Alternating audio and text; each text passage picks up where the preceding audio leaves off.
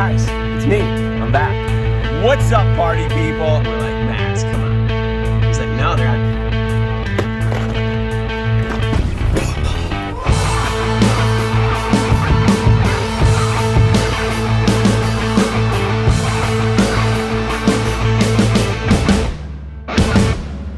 All right, this show is taking a turn for the. What's going on, everyone? Welcome to another episode of Monster Bass Live. Hope you're all having a great day. We got a heck of a show for you. I'm really excited about our guest today. I don't know what kind of weather you guys are enduring right now, whether it's snow or whether it's rain, but we just went through one heck of an overnight heat wave over here. It went from like, you know, nice and comfortable to now it's like unbearable. I'm dying out here. But I can't complain. I mean, I can because it's my show. But, you know, the reality is we're getting ready to hop on a plane and head on over to Kentucky to do some filming with Alex Rudd and Messer from, take Messer out of his painting closet and get him on to bigger and better things. We'll talk about that a little bit later. But if you're new to the show, do us a favor, hit that subscribe button. We're live every Thursday at 4 o'clock Pacific, and it really mean a lot to me. We got some news and notes that maybe I'll share at the end of the show. We've got the Big Bass Championships, which we're really excited to tell you all about. It's a one-fish tournament. It goes from May 1st to the end of the year, and, you know, your fish could end up winning you $10,000. I'm personally putting all my money on Max to win that. We're going to talk a little bit about the golden ticket. That's right. We're bringing the golden ticket back. The golden ticket is an individually numbered ticket that you'll receive in your Monster Bass box. You tune in live to Monster Bass. We'll read off the number, and if we read off your number, you win. It's that simple. The Super Chat. You know, obviously the Super Chat's been a fun little thing. You know, you're every dollar you donate is going to go towards a big party at the end of the year. But today I think what we'll do is we're going to give away a 4-pack of the Alex Rudd Limited Edition crankbaits. I don't know if you've seen him online, but he's been fishing with them. Everybody's been fishing with them, and they're proven fish catchers. So we'll give you we'll give away a 4-pack of those. Maybe we'll give away 4 or 5 packs. I don't know. We'll see how it's going. Yeah, we got a great guest today. I'm not going to waste any time because, you know, you're not here to see me. You're here to see them. So let's bring on Max and see what he's up to. Max, what's up, brother? Hello, everyone, and what's up? What's up? I got my furry friend with me today. What's your dog's name? His name is Duke. Duke? Call him Dukas. Dukas. How old's Dukas? He's good. He's going to join us for the podcast today. Yeah. How old is he? He'll be 2 in August, so I don't like doing math, but I think that's like 1 and some months. Let me ask you a question, Max. Okay. You know, recently Rafi got a dog, and I remember when he's telling me about the dog, and it was really for his kid and all that. Was this dog for you? Like, did your parents get this for you, or is this the family dog? Yes. So we had 2 family dogs, and I think it was 2018. About 2016, one of them passed. My dad got him when he was in college, so he was just old. And then in 2018, our other one passed. His legs were bad, and we had to put him down. So did you shoot him? Then my brother, no. Okay. We put him down at the vet, okay. like the shot thing. Okay. So my brother got a dog for his birthday, and then I kept asking for a dog since my brother got one, and he's younger than me, so I was pulling the "that's not fair" card. And then for my birthday, my mom's friend bred his dogs, so I got this here Dukas. Dukas. All right, cool. And so is it your responsibility to walk them and pick up the heapers in the yard? Yes. Do you do that every day, or do your parents have to ask you and remind you to do it? Sometimes they remind me, but my dad usually picks up all the heapers. Oh. But I take him on walks and stuff. Huh. If your dad came to you and said, you you don't pick up the landmines in the yard, we're gonna take away the dog. What would you do? I would pick him up. All right. Well, then why do you got to? I would pick him up, but he always just does it. Yeah, but tell your dad you don't have to do it. He doesn't have to do it anymore. That you're gonna take it over. Okay. All right. Good. I like that. Then I'm gonna introduce Milo to you, and you can talk to him about responsibility of heapers. Oh gosh. All right, Max. So I'm not going to waste any more time. We got a really great guest today, and this is take 2 because we tried to have him on the show, and publicly we're going to tell everybody that we had technical difficulties. Truth be told, Jared screwed it up for everybody. And didn't Jared spill wine on it? Oh no, that was a totally different show that he screwed up. Jared's just very consistent. And we're gonna bring Jared on in a little bit. Maybe we'll have a chat with him. So why don't we just jump right into this? You ready for this, Max? I'm very ready. I'm excited to meet Mr. Mikey Balls. Oh, okay. All right, folks. So for everybody watching at home, if you're not familiar with my next guest, he's slaying big pigs all the time. I mean, pretty much every catch is crushing Max's personal best. He's got over 10 million YouTube views, and he's coming in on some other big numbers. Why don't we give a big warm welcome for Mikey Balls? What's going on, man? Woohoo! What's going on, guys? Thanks for having me on, dude. Yeah, thanks a lot. So you're coming up on a big milestone, 10 million views, huh? You know what's funny, dude? Is somebody told me that. Where are you guys seeing that? It's on your YouTube channel. Like if you go to the About, Yeah. click that. It tells you a little bit of stuff about, date of birth, social security number, and total number of views. Ah, no wonder. Yeah. That explains a lot about my tax return, dude. Yeah. Jeez. Yeah. Looks like you're gonna have another plaque coming in the mail. So, how many of those things do you have? Did they send you like 1 million? No, dude, YouTube hates me. They don't send me anything, man. Like, literally, they've been throttling my stuff for the past 3 weeks. Like, I don't know. It's a never-ending battle with YouTube and what they think. That's actually something we could probably talk about, dude. Like, creators that have been making stuff for an extended period of time literally get the boot, dude. Like, you get the hard boot. They have no interest in your content, and they don't disseminate it. But that's something that's just pissing and moaning, But, Yeah, but it is annoying. Why is that? Is that kind of like the whole, I used to watch Friends all the time, and that was on for 10 years, and now everyone wants to watch something else, so we push Friends to the background and push something else to the front? Is that pretty much what they do? I mean, if I'm being honest, I think it's a combination of a couple things. Like, I mean, anybody that does business or anything knows, you always get lower returns. Like, I'm sure, like you see it at MONSTERBASS and stuff. Like, you start off at a peak, and then you get low returns, and you have to do things to bump back up, But I think that's part of it. Obviously, you have to put out content that's engaging and that people want to watch and they'll actually go out and search for. But the other thing is, too, you're always fighting with that algorithm, dude. And that algorithm changes, and you never know exactly what it is. You figure out a few little, corners. But I have noticed one consistency is that the longer you're a creator, the less it likes you, dude. Huh. Wow. I guess we won't be having to watch the Guggen Squad anymore.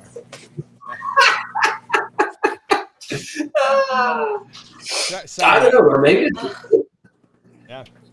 So, it's interesting, Max. I don't know how many of his videos you've watched, but I know personally for me, obviously I'm not the target customer or target audience, but what I do love about your videos is you're just totally real, right? You're a student of the game. You love to go out. You love to catch fish. Little education, and we're not there to go fish with gummy bears. We're there to go out and actually catch some fish, and so. Yeah, I mean, I try to be honest with you. Like, I think you're a little older like me, right? Like, the original concept of the internet was sort of to get beyond sort of the gateways that were controlling perspectives and content and what you see from a media standpoint. And a lot of that, a lot of the stuff that I'm doing is based on that original kind of idea where it's a free flow of concepts, perspectives, and really opens the gateway to anybody. And then maybe that's not so popular anymore, but that's what I think is valuable, I guess, when it comes to the web, dude. And that's what suits me too. Like I've tried to kind of diversify and do some different kinds of content. And dude, in the end, if your heart isn't in it and you don't like what you're doing, or if it doesn't fit your personality, you suck at it, dude. I don't care how hard you try or how hard you practice. And I like what I do. I like catching fish, going out, sharing my experience, and talking about it, win, lose, or fail. And so that's what I'm going to do, dude. And if it works, great. If not, I'm having a really good time doing it. And it's paying just enough where I can, like, it's not like my main job, as we talked about before, but like I can make it work, you know, dude. And I enjoy it this way. So ride the wave, bro. Right on. So is creating content on YouTube the full-time job? Oh, hell no, dude. I couldn't freaking live on that. I'd be eating rice and beans like when I lived in South Florida. No, I do a lot of different things. I guess we call what I do like marketing consulting, I guess. You know, I've been fortunate. What's kind of cool now with COVID and all that, I see all these cats working from home. And I've worked from home since like 2013, I think, something like that, 2014. And so it's like I have a bunch of like little things that I do that all come together, and I can live a halfway middle class life kind of thing, you know. And if one of those or two of those things fall, like things suck for a little bit, but you try to make it work. So that's just, I've always been kind of a patchwork hedge kind of person, and you never put all your eggs in one basket. And to be honest, that's probably cost me, I guess, a little bit. Like I should have probably maybe invested more in the YouTube stuff and been a little more committed, but I don't know, dude. I'm a millennial. I kind of like drift around and do whatever. Yeah, but I think what you also have that other people don't have because of this is you have a really healthy like work-life balance. Because, like, think about it. You could, you know, you could probably have made more money just sticking. Like, you could go have a corporate job, do a bunch of stuff, work 9 to 5, and fish like a third or a quarter of what you do today, and then you'd be miserable because you wouldn't be doing what you love. And I don't know, dude. I would love to work 9 to 5. I'm not gonna lie, dude. Like Really? my hours suck. I mean, I wouldn't change what I do for anything. But like, if I'm not working, I'm sleeping or eating dinner. Like I'm working all the time. And here's the thing though too. Like, don't get me wrong. A lot of that is related to or like clearly integrated into like fishing. So like call it work or play. In the end though, it's paying in some way, shape, or form. So like it is what it is. But the hours, dude, like it ain't a 9 to 5. It ain't like you have more freedoms, but with more freedom, I think what they always say, what's that phrase? With more freedom comes more responsibility. So it's the game that you play, dude. But I wouldn't change it for anything. Yeah. Don't get me wrong. Yeah, no, I get it. You're when it's all on you, you're responsible for all the food that goes on that board. Exactly, dude. Yeah. And I made one promise to myself like 8 years ago when I did this. So when I started working for myself in that, like, dude, it was, I'd get a can of black beans because I lived in South Florida, dude. So like, it's, you know, you get kind of Spanishized and like in the culture and that, dude. So it was like, you eat beans, rice, some corn, and maybe a chicken breast, dude. And like, maybe you get like a tomato or something, dice it on top. So as long as I'm not eating rice and beans like I used to every single freaking day back in the day, like life is good, dude. I got nothing to complain about. Right on. And I still like rice and beans, so yeah, it's all good. Yeah, who doesn't? Max, you like rice and beans? Max, what are you doing? Whoa. Don't beat that dog, I do. kid. Sorry, my dog is trying to. He wants to play. I'm trying to tell him it's not playtime. Okay. So, yeah. But Max, yeah, I do like rice and beans. Max, that sticker Especially behind. baked beans. Max, that sticker behind you, the one on the locker where you keep all the lotion and the Kleenex, that one right behind you? Yeah. Yeah. Yeah. What's that band? Crap. I forget. Right behind Can you. you stop? Even your dog's making fun of you, Max. Come on. What's the name of that band, Max? You used to always taunt me about it. God, what is it? Oh, God, Max. You're dead to me. All right, let's go on. So let's go back to What's the name of the band, dude? I want to know. Oh, Grateful Dead. Oh, hell yeah. That's what it is. You guys listen I to knew it started like with Dick a G. Jokes in that? What's that? Someone should have put that in You the know the comments album, for me. Yeah, like the old live. of course. Dude, So good. that Right? stuff is raw. Yeah. Like, you haven't listened to the Dead until you like all their live stuff makes all that studio crap look like garbage, dude. Like that's Spectrum, good stuff, dude. 67 times. Have you ever seen him live before he died? 67 times. Did you see Jerry Garcia there? 67 times. Shut up, dude. Really? I swear to God, my roommate in college was so I went to college in Boston. And so my roommate this was back when it was the Boston Garden, and the Dead would roll to town, and they'd play like 7 shows in 10 days. And we'd go sit up in the press box, and, you know, you might have been under the influence of some helpers. And so 7 shows would have been a lot. So we'd always do like 5 out of the 7 shows. And then we'd always do summer tour. So, you know, you didn't go home during the college, and we'd go up to Maine, and we'd start the tour down the coast and just follow the Dead with all our friends. And I bet you that's awesome. Because that, like, and no offense to anybody who lives up north, but the only time to live up north, dude, is the summer. Like, it's beautiful up there. And so, like, festivals and that, it's kind of cool at night, dude. The sky's clear. That's awesome, dude. Yeah, I saw. Sorry, my internet just decided to. So interrupt the story about the Grateful Dead. There's actually there's 3 bands. If we're gonna do a little music stuff, there's 3 bands that I would have loved to see, and I never could. And this will kind of date me in that. But one of them is the Dead. Like, just because, like, I love the Dead, and like the live experience of that would have been. It's something to talk about, and the experience is sick. Sublime is the other one, and then freaking Rage Against the Machine, like back in the '90s, dude. I bet you that show would have been sick, dude. I saw Rage at one of the very first. So it was. I remember they had because I was in Boston, and they had Lollapalooza and the Warp Tour. Yeah. And Rage played both. And shut up. Yeah. I remember it because it was a rainy day and it was all muddy, and so the whole front was just. It was a disaster. I was like, all right, we're going to step back just a little bit. We're going to let them have their fun. We'll still watch Rage. But, yeah, they put on such a good show. Oh, I bet you. It would just be intense, dude. So good. Like, I don't know that. But those are the 3 bands that I missed. I'll never have the experience again, but that would have been cool. Right on. I wish I was alive when they used to have those concerts. Max, they still have concerts. I know, but not like the concerts how they used to be. Whoa. It is different. Sure. But, you know, I mean, actually, I'll be honest. I feel bad for kids your age, Max. I feel bad for your kid, for kids my son's age. My son's 16, and music today is garbage. It's absolutely garbage. I think it's overproduced, and it is. And it is. What are your favorite bands, Max? Definitely. Bands? Yeah. What do you like? I don't really know the bands, but like, if I heard the song, I would know. Like, I would know the lyrics. Sure. But this is what I'm talking about. Like, when I was your age, music was so important. And I asked my son the same question. I'm like, what do you listen to? And he's like, I don't know. And I'm like, what do you mean you don't know? I'm like, just give me. Zeppelin. Led Zeppelin is what I like, though. Sure.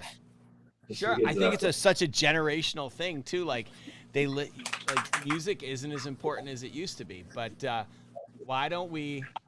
Oh, Big Bad Fisherman Austin. I love me some Metallica and Rage Against the Machine. Metallica's good.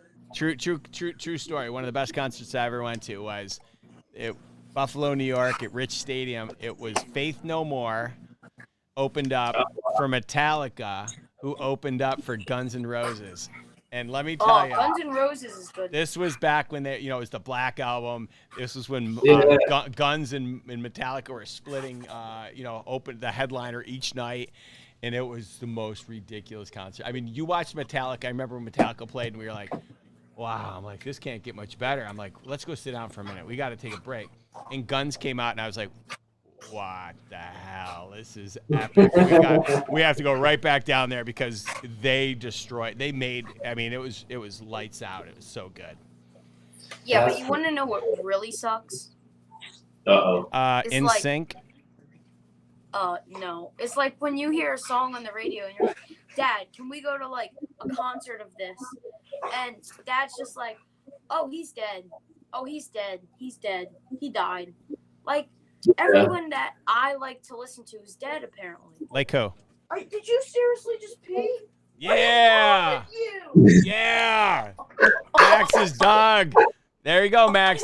Your dog took a heaper in the house. Dude, what the frick, man? All right, Max.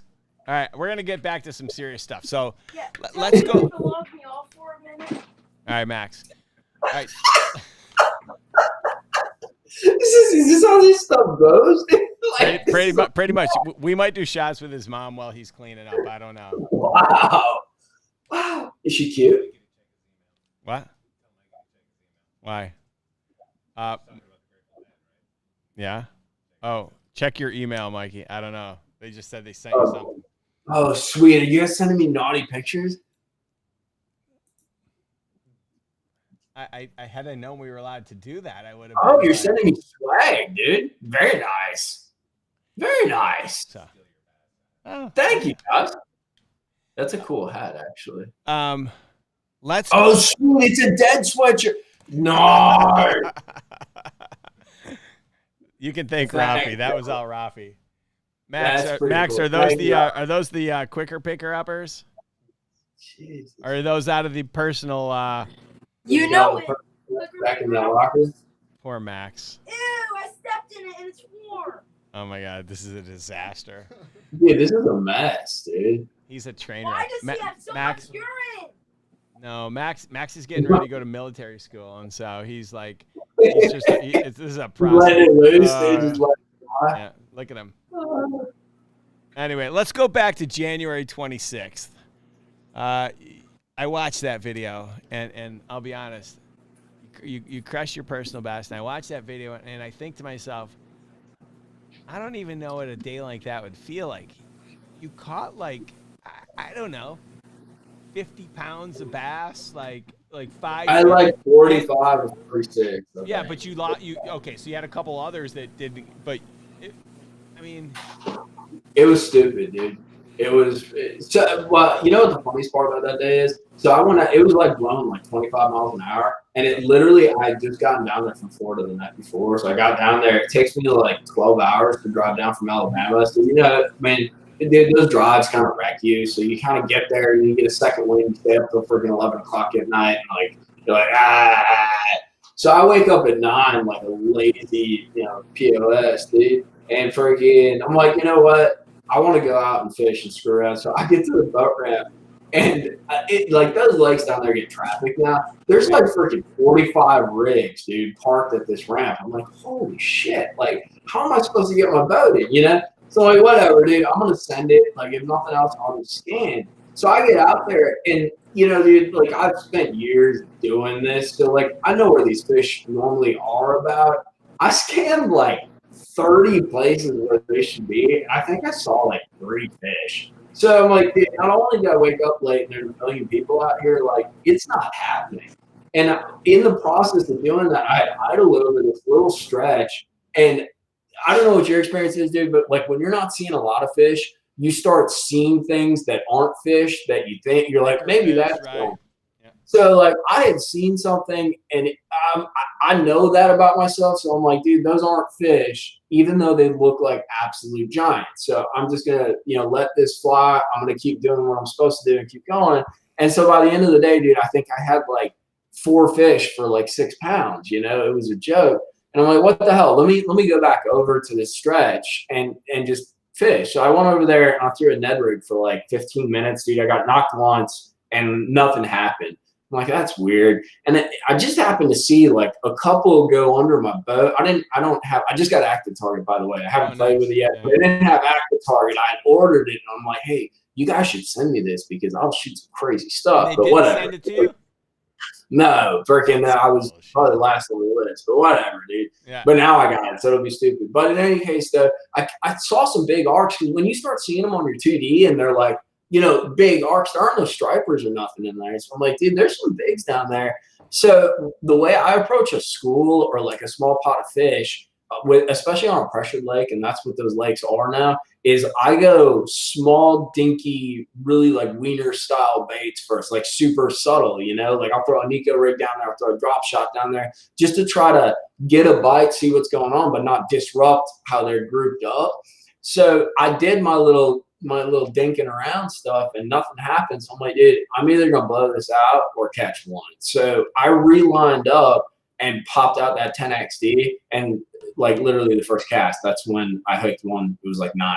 I'm like, oh, that was cool. You know, I'm one lucky cat. So like, let me throw this thing again. And it happened again. It was like, the second one was like 8. And I'm like, dude, and it's one of those things where I've fished those places so much. When I feel like it hit the bottom and like get to grinding it, like I know when it's right, dude. And it was like right. Like there was some new bar that had formed up. Something was right. And dude, from there on, it was like 45 minutes of stupidity, dude. I think that's the other stupid part that like, I don't know what the hell I'm doing, but like sometimes I do freaking find them, dude. But like literally, man, like it was 40 plus pounds. It was like 45 pounds, 46 pounds in like 45 minutes. It was freaking stupid, dude. It was so dumb. The worst part is though, they left 3 days later. I went back and my buddy was coming down, and I went back out there and caught an 8 and 7 and then left him because I'm like, I want him to catch him. My buddy Fido Beto always comes for a trip, and he's the one I caught the 49 with. Yeah. And I'm like, dude, I'm going to let him be. We got 2 days. We'll catch him one day. I don't care if we catch one fish, just so it's like, okay, it'd be cool. And dude, we went back, and there were still a few there, but I've never seen them move that quick. Usually they hang out for a week, but literally, dude, they got there and they were there for 3 days and they went up to spawn. They're gone. And it was, but whatever though. I mean, I'll take that. But it was stupid, dude. And that 13, I should have never landed it. Like never landed it. It ran me. Let me show you something actually, dude. So during the summer down there, I usually don't catch giants, but like catch some 7s, some 8s, maybe a 9 if you're lucky. But I was down there one time, and if you guys can see, this is a 10XD hook right here, you know, standard treble. But you can see that one joker is backed out. So the year before, I had been down there, and I got onto a little scattered pot of them. I think actually the brim were spawning way deep. And I had a freaking 7 and one that was all of 12 or 13 on the same 10XD. And that's the hook that bent. And I caught the 7 and lost the bigger one because that's the way life works, you know? Of course. So I'm just surprised that I landed them because fish that big on treble hooks, dude, even if they're gaff like treble hooks, you're what do you call it? The odds aren't for you, you know? But that was fun. And then going in there was a big tournament. I'm big into taking care of the fish, dude. I get really weird with guys who throw a bunch in the box and run around with them. And any time of the year, I know a lot of guys say in spring it's fine, and it probably is. I just don't like doing it. That's my personal opinion. So, you know, my body, my choice, whatever. So, like, I had that fish, and I'm like, dude, I don't think I'll ever catch a fish like this again in my life. I want to get a good picture really quick. And especially when you catch my carbon like 25 foot, I'm like, dude, I need to like put this fish in the live well. I call my old man and I'm like, listen, what are you doing? And he's like, oh, I'm just sitting at home, you know, like hanging out. I'm like, okay, come on down to the boat ramp real quick for me and bring your camera, eh? And because he's from Wisconsin, you know. So I shoot over to the ramp and they just happen to be weighing in, dude, when I got there. And I'm like, wow, I look like I'm really into myself, dude, running in here.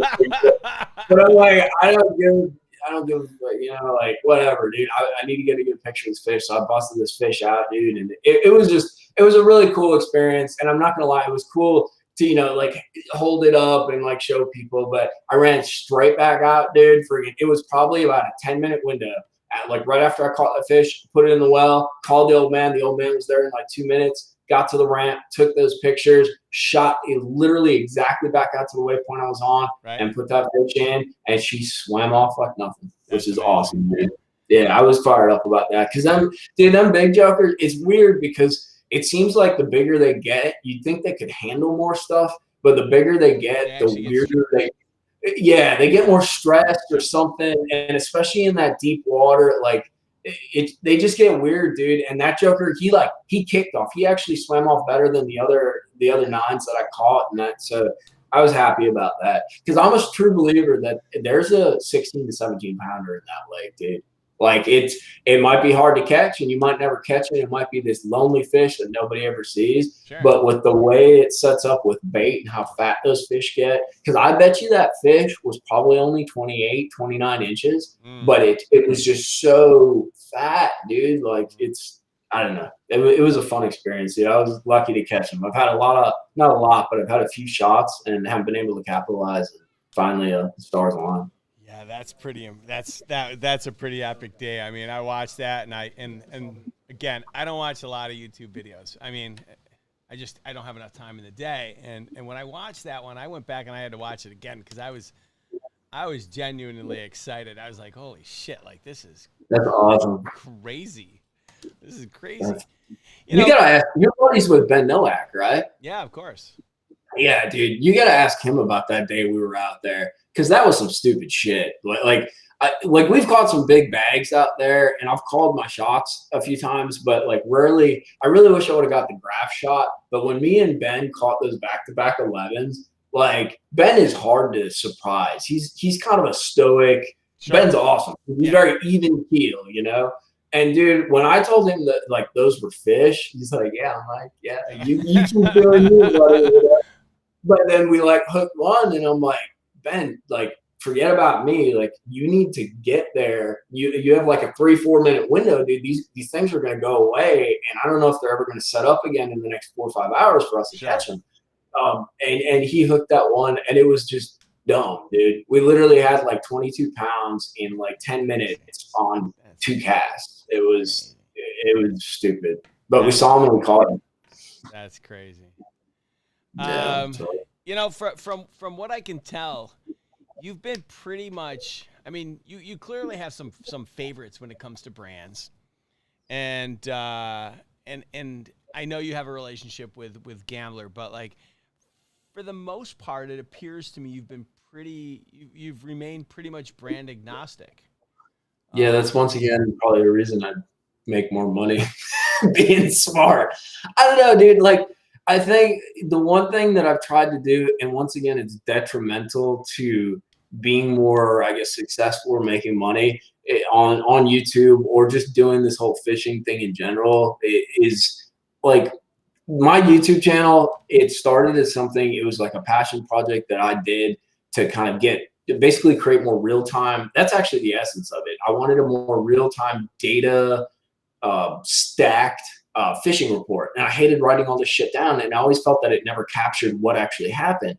So my original YouTube stuff, and even, dude, you want to talk about old school, you remember Google Video? Yeah, of course. Like before, yeah, dude. So like I had stuff on Google Video before YouTube, but basically I tried to create a database that was coded with date, size of fish, bait, and then what it did is it actually provided for me, much less anybody else, it was searchable because there was metadata built into those video titles where you could search out different times of the year, different baits, and then come back with search results that, you know, rendered, you know, this is what you caught when on this bait. This is what you caught during this time of year, you know, stuff like that. And that was kind of the original thing. But to go back to your deal, the channel was like my thing. And the one thing I've always tried to preserve, because in the end, I really like making the videos and it's fun. It's a challenge to go out and figure out something out. And I just see a lot of guys that do some of this content, and some of them get really good at making it very soft sale and indirect, but like, it's just super biased content. Like, which is fine, you know, everybody's got to do their own thing, but like, and everybody's biased, you know, Schrodinger's cat deal, sure. You know, once you have an observer, freaking, like, it changes the whole perspective. But I was just I never want to not be able to say something or talk about something or frame something in the way that I see it, because there's the man figure looking down on me saying, no. Fair enough. I get it.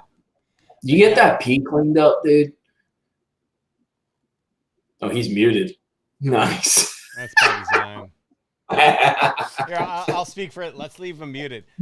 Let's leave him muted. Actually, I got the pee all cleaned up, but it's not. It's in my slippers, and my mom is coming up. Right, Max? Max, Let's unmute Max. I mean, he's gonna pull his hair. Look at him. He's losing his mind. Yeah, he's gonna start tearing stuff up, dude. Max ate like 3 bowls of Lucky Charms while he was gone. And Dude, I love. he's all jacked on sugar and he's pissed off. Look at him right now. He's so mad. Max, you need to unmute yourself, buddy. It's you. It's not me. It's you. It's not me. How many times has a chick told you that, dude? Yeah. That's... Oh, we'll get to that a little bit later. Max. Look at him. He's done. Oh, Max. Can you replace Max right now with a picture of him in his underwear crying as a little boy? The one his mom shared with us? Wow. Oh, he's so pissed. Look at him. He just kills me. So let me ask you, Rick. Yeah. Like, have you fished Florida in that? Like, have you been down there and kind of did like a little tour around the state, or like, what's your experience down there? It's funny. So, when I first got into this industry, I started Lucky Tackle Box back in the day. And, Really? Yeah. I didn't know that. Yeah. So I started Lucky Tackle Box, and so when I first got into the industry, the guy who funded the company, he had deep pockets. So I remember I went to my very first Bassmaster Classic, and it was the one on the Red River, and Yep. And oddly enough, the very first tournament angler I met was Travis Manson, who was on last week. It was pretty funny because he had all his boy band frosted tips and stuff, but I remember calling my parents one time, and I was like, I'm going down to Florida. I'm gonna go fishing with this guy. I'm going fishing with Roland Martin, and I'm gonna go fishing with this guy. And my dad's like. And I was all nonchalant about it. My dad's like, wait, what? And he's like, do you know who that is? And I'm like, no. I'm like, what do you mean? He goes, you don't know who Roland Martin is? And I was like, I'm like, no, because like if my brother had one day left on this planet, he throws in a dip, I don't know, puts on something plaid and goes down to the water. And goes bass fishing because my brother like loves bass fishing like I don't know. And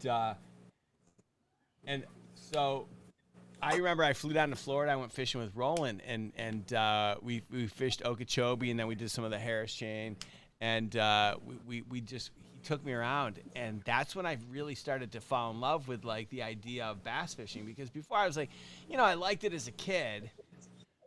And then I got into the industry, and I was like, all right, I'm going to have to do this more often. I better really start to learn about it and love it. And when they invited me to come down, that was like the whole beginning. And that's how I got to fish Florida for the very first time. But, yeah, I remember, my dad's not alive today, but I remember the look on my dad's face when I told him. I remember I FaceTimed him, and I was like, yeah, I'm going to Florida to fish with some guy named Roland Martin. And he just was like... What is wrong with you? He goes, Roland is the guy that taught everybody to fish on Saturday mornings. And I was like, okay. So, yeah. That's pretty cool, dude. Yeah. Max, you better? Or? I am. I'm so sorry. I don't know what even happened. I do. Your My dog peed pissed on the everywhere. floor. You can't. My dog peed all over my floor and my carpet. Okay. So I took him outside, and then I cleaned it up, and then I came back. And my Wi-Fi, it peaked out on me because it's storming near me. Max, did you put the dog down? Oh, God. Yeah, I shot him in the face. No, oh, Max! God. Dude, we're going to get flagged for this, dude. Do you want me to go get him for proof of life? He's right out in the living room. Proof of life. Max, you're the worst. Yeah, Max is he's fine. Max, we're gonna open up. I didn't even hit him. Well, I didn't even, like you should have. I mean, anyway, we're gonna open up the phone lines in just a minute, and we're gonna take some questions. On my shaggy carpet. Max. Yeah, I noticed you got a shaggy little carpet back there, dude. Do you know that Max? All right, you know what? Before we go to the phone lines, do you know that Max has strip club lighting in his room? Max, show him the strip club lighting. Dude, let me see that. I kind of want to get that. Hot damn. Yeah, right. Did you install it yourself? I did. So and it only cost me a whoppy $50. Seriously? Yeah. So before we open the phone lines, Mikey, one of the things that we like to do is Max is getting into his formative years, and Oh, you want me to tell him the best strip clubs down in Miami? I don't think he's looking for the strip club just yet, but he is looking for some dating advice. And we've had everybody from KVD to Skeet Reese to now Mikey Balls, giving him some dating advice. So as Max begins to get into this fun-filled world of dating, what advice do you have for young Max? Well, dude, he's got all the tools right there. All you gotta do is walk down the street with that dog. You gotta pimp your dog, dude. Oh, you'll pull all kinds of tang with that thing. But my overall recommendation would be just go fishing and have fun. Dude, with the resources the internet has to offer, you don't even need to meet. You don't need real people anymore. Is Rick okay over there, dude? Rick, you all right, buddy? I'm just thinking about Max's mom. And no, I'm thinking about Max's mom as she heard your advice, and Max is going straight to boarding school instead of military school now. So No, I'm not. Max, is your mom home? Oh my God, she's gonna come and chew me out now. No, dude. she won't. Max, are your mom and dad? Where are they? They're on the roof. On the roof. This is getting weird, dude. What are they doing on the roof, Max? Having fun. Oh my God. Go get your dad. We need some dating advice, because how do I get my girlfriend up on the roof? No! What, Daddy? Yeah. Whoa. Did your mom just say, "Who's my daddy"? All right, Max. What do you say? I say my we mom just called my. She called my mom what? just called her husband. Oh dear, here we go. Wait, Max. Your mom said what? She asked me if I wanted Daddy. Oh, I thought you said call him in. Oh, Hello. what's going on, Mom? How are you? I don't know. I think the question is, how are you? I mean, what's going on up on the roof? Nothing. That was just what he was saying so that we wouldn't, disrupt his flow. Well, or the dogs. Back. So how's Max been this week? Has he been? I do have something for you. Has he been behaving? The normal. No, Mommy had to spank my butt last night. Stop. I do have something funny for you. Okay, please. So, speaking of the Grateful Dead, dating us back to college, Mike's screen name for AOL. Oh my God. Dancing Bears. Stop Dancing Bears. It was Dancing Bears, no lie. AOL. I know. Well. Yeah. Oh, I said it's gonna date us. How many times did you see the Grateful Dead? Me, 0. I'm not the Grateful Dead kind of gal. I'm more of a Biggie. Oh, big. Oh, dude. Oh, yeah. The Dancing Bears. Biggie and Tupac. Yeah, that was me. I'm down for that. This is Dancing Bears. That's right. Wait, who is Dancing Bears? I was. Oh, you were? How many shows do you go to? I went to 0. Are you kidding me? Yeah. Wow. We didn't have money Jerry then yet. Garcia was dead by the time I was really probably of age to go.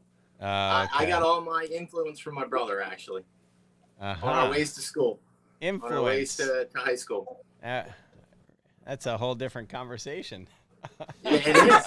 It definitely is. Well, all right. We'll Good save that stuff. for another time. Yeah, we can do that. We'll save that one for an in-person one. Yeah. We'll have Monster Bass live after dark, and Hey, I like that. we'll dude. see. We'll see where that We can get goes. raw. We gotta get his Max's lights though, dude. If we do that, we can get really raw. So take me through, Mom and Dad. Max comes to you one day, and Max is such a good young man, and he's like, I want to turn my room into a strip club. Right, I want a strip club lighting around the top of my room. What did he call it? Say over it. Like, what do kids Yeah, call no, it this didn't kind of lighting? It didn't start with you know, their stripper lights. It really started with, hey, they're pretty cool. I remember my dad let me decorate my room. You know, pretty cool. Back then it was glow in the dark stars in the ceiling. And we immediately saw these lights and we're like, we're putting them downstairs. Oh my God, they change colors? They do. Dance floor. I already said actually, Max, cue the lights to how I like them. That was horrible. I'm sorry. You realize one day you're gonna walk into your son's room. He's gonna be like laying on his bed, and the dark side of the moon, dark side of the moon's gonna be playing, and you're gonna be like, Max, it's time for dinner. He's like, dinner? I'm so hungry right now. What do you got? Ew. Gross. No, not me. Yeah, it's not. All right, you know what? Yeah. This is going south quick, so we're gonna take it back to. Mommy, you abused the show. We'll come back for some shots. Okay, great. Ready. Let's do it. We're gonna open up the phone lines and take some calls. If we get any calls for you, can we call you back though? Yeah, we're around. Okay, great. Max's line. We are actually here. I know. I apologize for. All right, Max is back for calls. We'll be back. All right. All right, you're up. All right. What do you say? So something we like to do here on the show, Mike, is we like to take some calls from. We like to open up the hotline, take some calls, and see what people have to say. You down with that? Nice. You have aggressive listeners? Because I'm in the mood. Yeah. Let's do this. All right, guys. The hotline's open. 323-210-4180. I want to say thank you to whoever it was that did a super chat. Thank you. We're giving away some of Alex Rudd's baits. Actually flying into Tennessee to go fishing with Alex Rudd, film him, and do some fun stuff tomorrow. So excited. So, hey, can we open up this call line? We got. It's up. Well, I see a caller right here. Yeah. Go ahead, caller. Yeah. Go ahead, caller. You're on the air. Yeah, dude. Please do that. Please do that, dude. Hello? Hey. Howdy doody. Caller to speak. Howdy doody. Now, I got a question for the Balls man. What is going on, ladies? Now, the question here is for Mr. Balls, the Balls man. Okay. If you could collaborate with 3 YouTubers, who would it be? And then 3 bucket list fishing destinations. I take the comments off the end. I didn't catch the last part. I heard the collaboration part, but I think the last part might have been a shot. Yeah, I don't know. I didn't hear it. All right, so collaborate-wise, you know, dude, this is going to sound really stupid, but I actually don't watch that much YouTube. So I don't know a lot of people. I've hung out with like Lojo, fishing with Norm. I think tactical bassing would be kind of an interesting collaboration. I've done stuff with Flair. He's super cool. He's good people.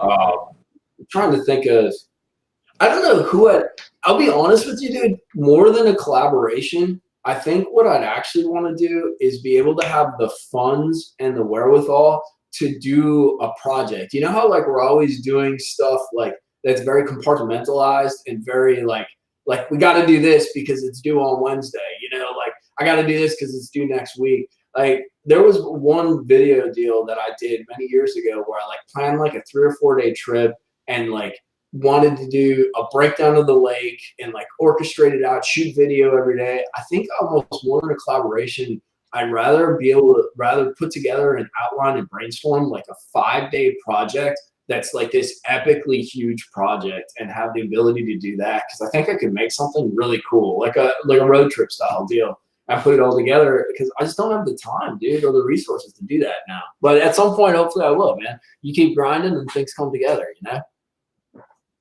Do you have a bucket list of lakes? I have a yearly kind of I want to do stuff, and obviously, dude, I'm so trendy. I want to go to Texas. That's so lame to say right now, but I want to get to Texas at some point. What's the other one that I want to do? I want to go back up north to hang out with Ben and fish like Wisconsin, Michigan, and maybe like a stop on the way up. And from what I've been told, I gotta go to the St. Lawrence River, dude. Oh, now you're talking. Do you guys know Rob Mansoura? Oh, yeah, of course I know Rob. Yeah. So Rob goes and crashes up there, and he comes down and crashes at my house freaking when he comes down this way, and they got the tour events, and Rob went, Mikey, bro, you got to go to the St. Lawrence. And I'm like, that's like freaking 15, 20 hours away. Robbie's like, Mikey, bro, you know, so I got to go there because if Rob says it's good, it's good. And some of the stuff he shot up there is beautiful. Like, it's gorgeous. Totally. Hey, we got a caller. So go ahead, caller. You're on the air.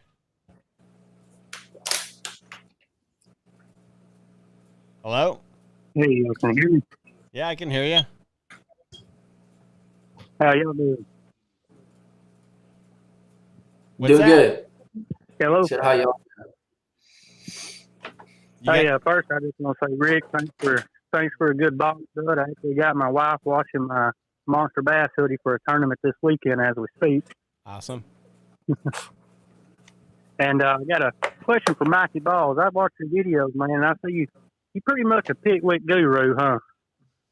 I don't know about that, man, but I'm learning gradually. It's a lot of hit or miss, but actually, if you guys want to go watch, I just did drop a video from Pickwick, and we were fishing up in the horseshoe, and we caught like 22 pounds and change. And it was awesome, too, because it's the first time I have ever caught in one day. Obviously, I've caught the different fish, but in one day, we caught a grand slam. We caught a largemouth, smallmouth, and spotted bass, which is awesome. If I could do that every day of my life, I would be a much happier person because that is fun, dude. Oh, for sure. Well, keep up with the good content, man. I enjoy it, brother. Thanks, bro. Thanks for supporting the videos. I really appreciate it, man. Yeah. You know, getting back to what you're saying about creating another project, you know, a 5-day project where you could do whatever and you want to get to Texas. When you say you don't have the time and the resources, are we talking resources equal cash, or are we talking resources like to get there and, like, you know, once you're there, do whatever you got to do kind of thing? I mean, it's a blend of everything. Yeah. Like you probably know because you're doing this stuff with Alex, the amount of because a lot of guys think we just go out and we go fishing and stuff like that. The logistics involved in executing like some of these larger projects when it comes to finding a place to stay, you know, literally I get so many, like with work stuff, I get so many emails and calls. I'm sure you do. Like I can't go just like if I'm fishing for more than 2 or 3 days, it becomes a problem. So like just being able to say, you know what, I'm literally going to give 175% to executing on doing this. And here's my project. Here's my goals. It's X, Y, and Z lake. Here's what we want to achieve. I don't know. It's something that I want to get back to an extent because I think I used to do it more. But it's one of those things. But you know, the funny thing, and it's like anything else, and I get this question a lot with video stuff. How do I go out and start shooting videos? Do you know, you three know that, or you two know this. You literally go out and do the shit. So at one point, like with a project like this, it's less me saying like, oh, this and this and this. It's more me saying, Mike, go and execute. And if it works, freaking that's cheese, dude. That's awesome. You know, if it doesn't work, at least you did it, and you can recognize, you can evaluate, you know, make some changes, and maybe, you know, take a shot at it again in like 12 months or something like that. So it's just something I want to do more because I do find, I don't know what your experience is, guys, but like if I can fish for 2 or 3 days on maybe like one body of water or a body of water in a certain region, I might not figure out the juice. I might not like catch the biggest bag ever around, but you start getting in that sort of like that Zen mode, that feeling where like you start making decisions that you're not making decisions. You're kind of reacting to what's around you. You're getting in your flow. And the best video I think happens, and this is why those like sponsor videos and shit like that totally suck, because they're not genuine, dude. They're not honest. And I find when you get in that flow and you can start like fishing like that, and then your content starts getting like that, you produce some of the, in my opinion, the coolest stuff, the most raw stuff, and the most genuine, which is what has meaning to me, dude. It's some of the most genuine, direct content, the raw kind of hard stuff that you can get, dude. Yeah, man. I agree with you 100%. It's, you know, I think sometimes this helps and sometimes this hurts us. But like one of the things that we've tried to do is, you know, the people that I work with, the Bens of the world, the Bens, the Alexes, the their audience. I want them to make whatever content they want to make because they know their audience, they know their channel, and I want them to remain authentic and true to who they are. When they make content for like my channel, again, I'm not asking them to make like, I don't want them to just go and be like, yeah, you got to buy Monster Bass because it's the best, because that's bullshit, right? Like at the end of the day, I want to, you know, when I have them create content for my channel, it's more about like I want you to teach somebody something. I want you to have fun and teach somebody something and just do it on my channel. And it doesn't even have to be my product. It could be insert any brand. I don't really care what it is. I just want people, I just want to surround myself with good content creators, because that's really what it comes down to. And so like we've been working on a bunch of projects, and it's funny that you mentioned Texas. And it's funny that you mentioned Minnesota or Wisconsin, because Minnesota's cool too. Yeah. We're getting ready to do, you know, the same way that we're going to Tennessee to fish with Rudd. We're planning one up in Michigan with Burley, Rudd, Noack. That's gonna be stupid, dude. Because Ben is like awesome on that.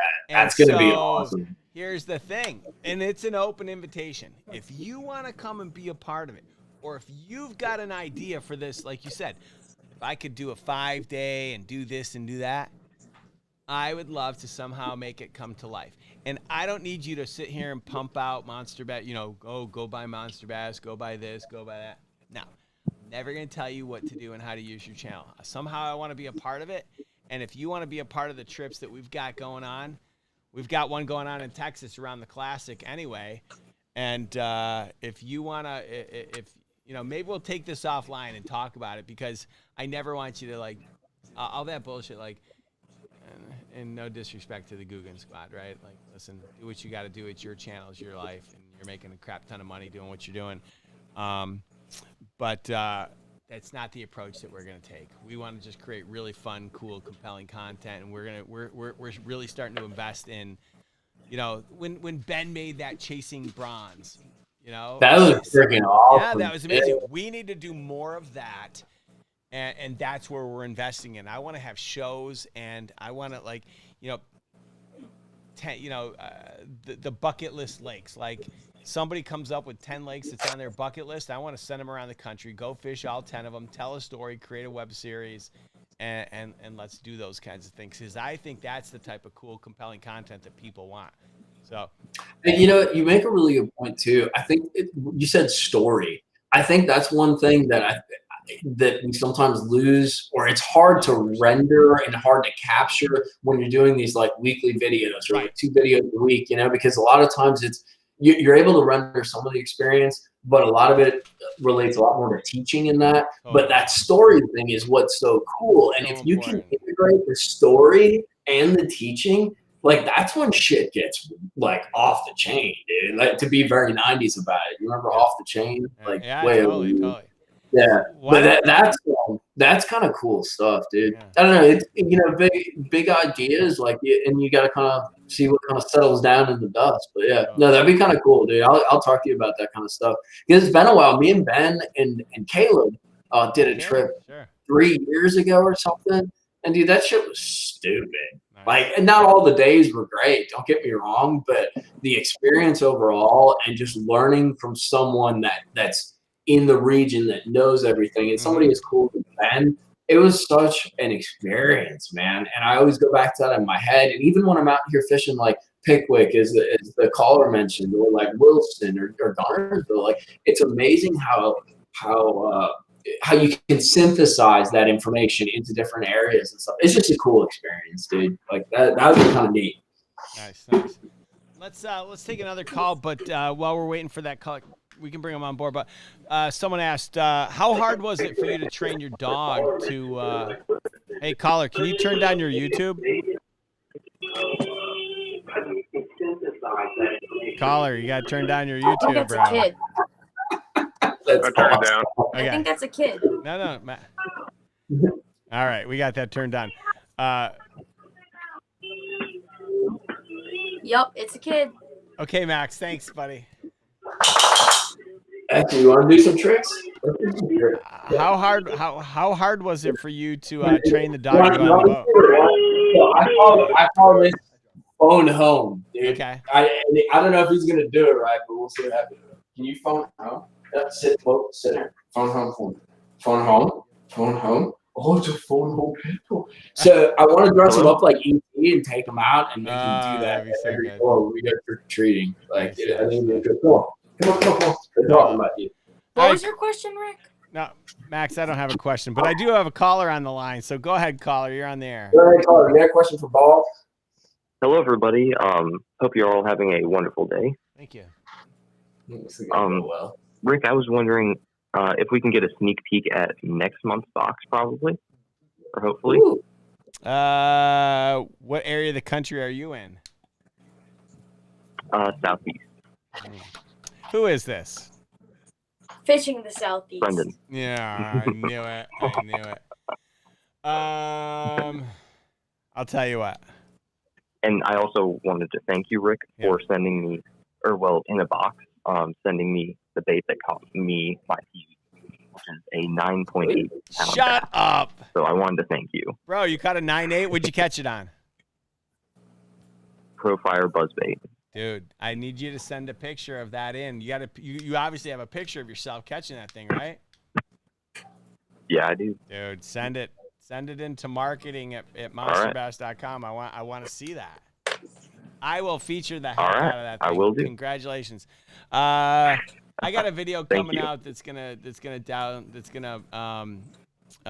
break down next month's box, all the baits. I'm gonna do it a little bit differently. I'm just gonna show everybody all the baits that are in the box as opposed to just showing my region, because I show my region and everyone freaks out because they look at it and they're like, well, I didn't get those baits. And then I try to explain, like, well, I live in the West, you live in Florida, so you're going to get different baits. It just doesn't make any sense for me to send you the same stuff. So, but I appreciate it. Go ahead. And so I think I heard you say this a long time ago. I don't know when, but it was on another one of your lives. And you said something about a Monster Bass tournament. So like where you each get like a certain number on your card. Yeah. And then, like, you have to take a picture on a ruler or something like that. Yeah. When do you think you'd be able to do that? May 1st. So the May That'd box. be really cool. Yeah, the May box will have all the details about the Big Bass Championships. And what that is that is a May 1 to the end of the year. Your biggest bass gives you a shot at $10,000 worth of prizes. We're going to break the country into regions to make it fair. Everyone that's a Monster Bass subscriber gets to participate for free. If you're part of the general public, you pay $10, and you get an equal shot at all of these different prizes. We've got some corporate sponsors that are going to be giving away a ton of prizes as well, and it's something that we're looking at doing. We're doing it in conjunction with TourneyX. We're going to use their app, and you'll get details about that. We're going to go live and tell and share a lot about that in the next coming months. My money's on Max to win the whole thing, but then again, I used to bet all my money on Ishman. Oh yeah, Rick. Who's declaring winner on this thing? Wait, Max. Wait, what? Hey, girls. Hold on a second, Max. Girls, come here.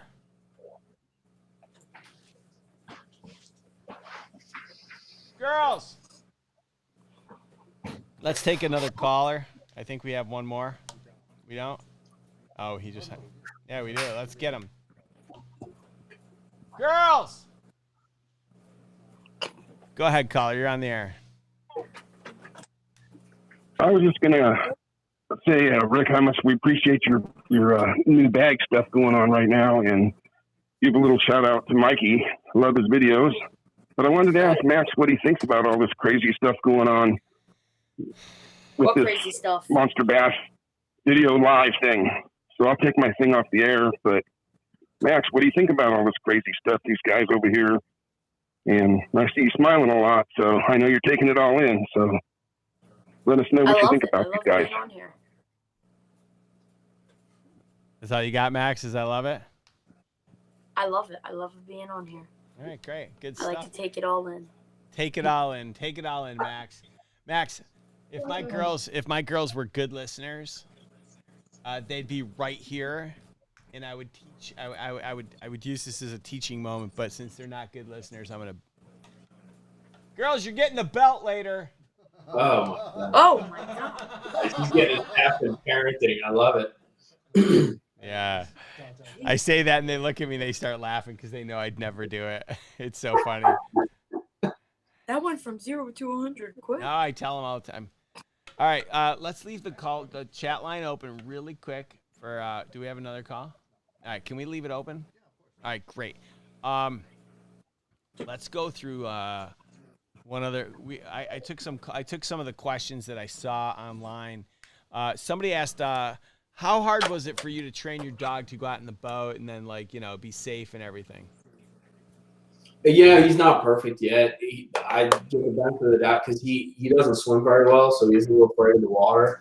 But when I have him out there in current and stuff, I try to have that life jacket on him, and he's pretty good. I use a lot of treat incentives. Every dog that you have kind of reacts different to incentivization. So some of them, you can reinforce with, verbally, with treats, like others, you got to kind of get them excited about being in a certain area versus like in the water, So he's not perfect, but I've tried to use different facilities. Treats work really well, as long as he's doing some kind of behavior that I want to reinforce. But it's Pavlov crap, dude. Like, it's not perfect. It's not. I don't bat 500. Well, I probably bat like 500. Like sometimes it works, sometimes it doesn't. But overall, it works. But his demeanor really helps in that. Nice. I will be putting up a video though. I'll note. So I get a question on YouTube like all the time.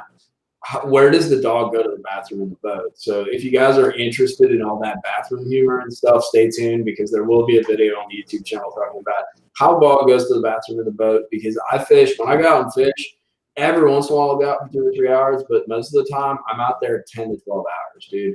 And it's not like I'm making bathroom break stops for him. Like if I wanted a kid, I'd make a kid and have a kid, but I ain't got no kid, so I don't do bathroom breaks. So you gotta come out and deal with it. So. We've got another call on the line, so go ahead, caller. You got a question? Yeah. Hey, Rick. Hey, Mikey. Max. Hey, yeah, what's up, going, guys? This is Walt. Hello, Walt. Hey, I just wanted to take this opportunity to just give a shout out to Mikey there, man. You do great videos, really informative content. Love the work you do, man. You're a very humble angler when you're out there on the water, and it shows. Thanks, Well. I really appreciate that, dude. And I appreciate you watching the videos and taking the time to call and be that nice about it, dude.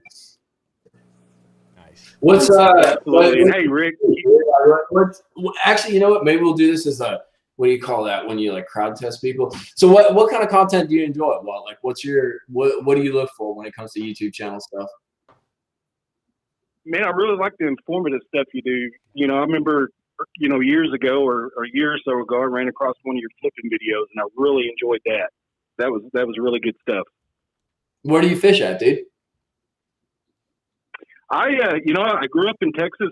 I'm up in South Dakota, right where South Dakota, Iowa, and Nebraska all meet now. So a little bit different fishing up here where I'm at now. But I grew up doing a lot of flipping, a lot of cranking, a lot of spinner baits, that type of stuff.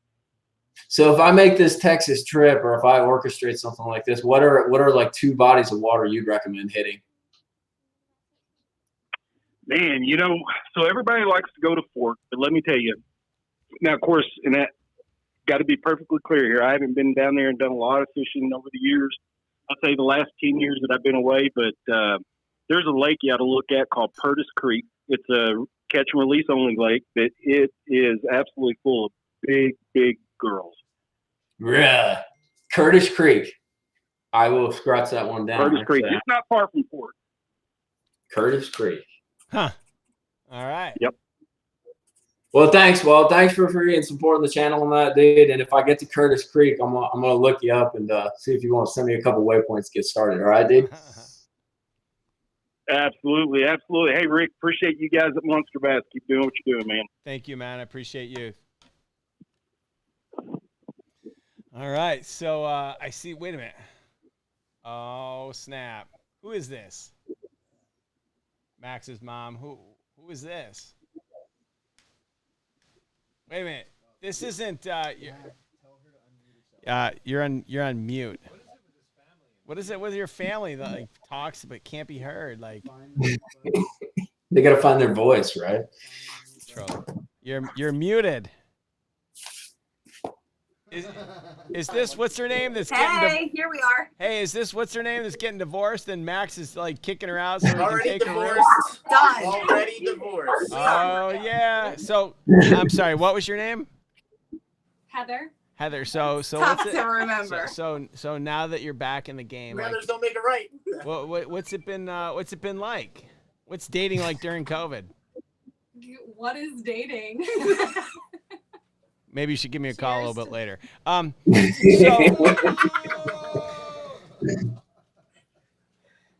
I guess we're gonna do a shot, right? Yeah. Yeah, we were right. waiting on you. Mikey, do you do shots? I do not. All right. Oh. Heather's like, No, all right. no. well, I'll do one for you later. It's all right. all Hey, right. that's fair, dude. All right, Heather. This is to you for you. You know, getting back into the game. Like, just remember, like, you get kicked off the horse, you get right back on. So, cheers. Ride that horse. Here's to the ride. She can get on the horse again. No worries. Oh snap! All right, good stuff. Wow, this is a family show. Yeah. You have my son on this every week, and Listen, the content is not G. She's getting fired up, dude. We might be in trouble. Which I one do I yeah, hit? let's take a call. This Like, I is need G. You know what? Hold on, Mom. We got a call, and that could be for you. So go ahead, caller. You got a question for Max's mom about her parenting skills? Oh, Max is a good kid, so I think she's doing a good job. She is doing a great job. Thank you. Max is a fine young man. We're Absolutely. trying hard. So first and foremost, I just wanted to say to Mikey, like, you know, I enjoy watching your stuff because, you know, you're not out there using gummy worms and stuff. You're actually fishing, and you can tell that you love doing it. Well, thank you. And you're not just doing it for the fish either. You're doing it because you love doing it. So I do. I commend If you I on didn't that. go fishing, I would lose my damn mind. I'll be perfectly honest. And another thing is, so I finally got my first boat. It's only like an 8-foot pond boat, but to me, I'm good with that. Start Awesome. out little until I can get something bigger. That's Something ama- better Sweet. than nothing. Congratulations. Yeah, listen. I mean, So go ahead. what oh, no, go ahead, sorry. No, you go ahead. I didn't mean to interrupt. I apologize. Right. Well, I So- was going to see about, because does Monster Bass, like, do you have any, like, bigger type logo stickers available? I would like that to put on, you know, like, put on my flooring. Yeah, you know, that's a really great question. It's funny. For about 2 months now, I've been talking to my team about carpet stickers. And the last time that I wanted carpet stickers, you know what I did? I just made it happen, and a week later we had carpet stickers. And so whatever, you know, you learn to trust, you grow, you delegate, and Nothing happens. and then nothing happens. So here's what I'm gonna do. I'm gonna, if you email me at rick@monsterbass.com, I'll make sure you get a carpet sticker, and we'll make that happen, because I think it's really important, because listen, at the end of the day, it's free branding. So why wouldn't I make that happen? But or actually, sorry, what? Okay, if I actually had a question for our Max. caller. Hold on. Or yeah, so just email me at rick@monsterbass.com, and I'll tell you how to get all the carpet stickers you want. Is that fair? Absolutely. Thank you so much. No problem. Thank you for calling in. So, caller, I don't know your name. What's your someone name, said they caller? My name's Ashley. Okay, actually. So, I was listening on my mom's phone while they were in here doing shots, and you called in. And I didn't really hear what you said. Did you say you fought your friend's goat, or you bought your first boat? I Wow. bought my first boat. Wow. You Yeah, bought your first Max, I'm going to call you That's- out on that. Dude. That's That's thank what you for I you. thought, that's what I thought, but I swore I heard that you fought your friend's goat. Max, So, just out of let me help you. Let me help you. No, where I'm from, you have pet goats. You don't have to catch them. Yeah. Max, when you go outside in the morning and the bus shows up, is it a big bus or a little bus? Oh, no. You know what, Rick? Shut your face. Just which one? It's Max, a you big know I bus. love you. Tell the truth. It's a big bus. All right, good. Do you sit in the front or the back? Oh, no. In the back. Yeah. All right. That's what I thought, Max. I sat in the back of the bus just like you. Let's take another call.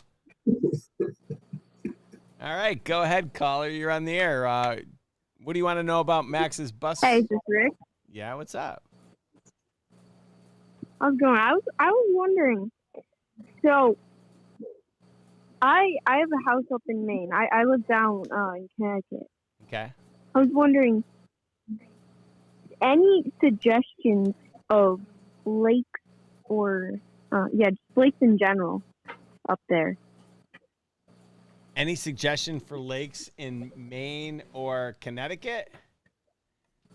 Yeah, either. Well, I'll be honest, I've not fished in Maine or Connecticut, so I'm probably the wrong person to answer. But here's what I can do. I can put you in touch with someone. Do you know Todd Grubb? I've heard of them. Yeah, Fishing with Grubs. So if you here's what I'm going to do. If you email marketing@monsterbass.com with your question, I'll get a guy that lives in that area to give you 3 recommendations on places to go fishing. How's that sound? That's pretty cool. Is that okay? I think we lost him. Obviously not. That sounds good. All right. All right, listen. If you're still listening, bro, little dude, marketing at monsterbass.com. I'll get you 3 recommendations. Let's take another call. I think that was a girl, Rick. Little dude is non whatever. Wow. Go ahead, caller. I was wondering if I might be able to get a few of those carpet stickers as well. No. Next. Yeah, that's what happens. You give a little and they all want to take it. You know, I've heard this man so much. I don't even have to hear his name. Hold on, Max. I Hold know on, who Max. it is right away. All right, caller. Go ahead. Make sure your YouTube's volume's down. Turn your YouTube volume down. I was wondering if I might be able to get a few of those carpet. No.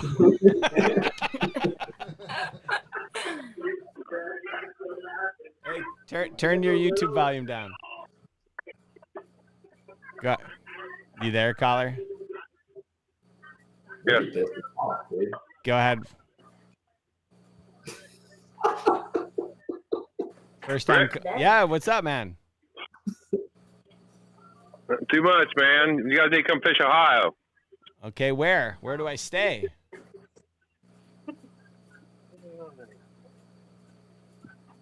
Hello?